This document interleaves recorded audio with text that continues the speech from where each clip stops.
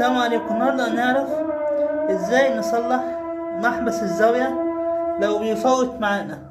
المحبس ده بيفوت معانا، هنعمل كده نبص كده هنعرف على طول ان المسمار اللي جوه ده عايز يتربط او مفوت. تمام، هنخلع بتاع الحمرا دي، خلعناها نشيلها بس نحطها في حتة دلوقتي.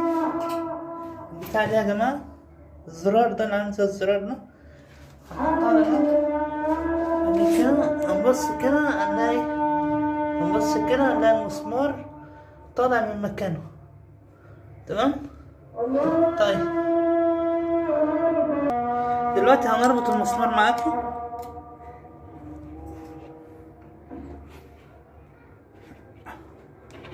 لغاية اما دي تجمد معانا. وبعد كده هنركب الزرار التاني او الغطا بتاع المحبس مرة تانية. تمام.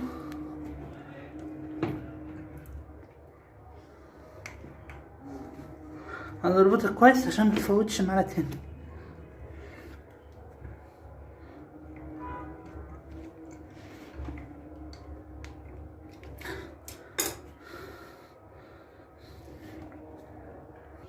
نجرب كده معاكم. تمام، ما عادش بيفوت اهو. تمام. هنربط المسمار التاني اكتر من كده عشان نتأكد ان هي مش هتفوت معانا تاني.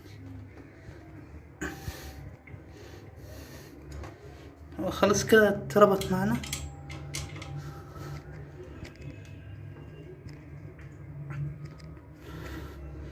بس بعد كده هنركب الغطا بتاع المحبس.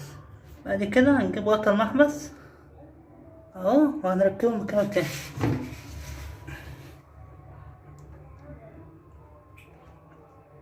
اهو يا جماعة هنركبه مكانه تاني كده. تمام اهو. خلاص كده المحبس مش هيفوت معانا تاني. هنجربه مرة تانية معاكم.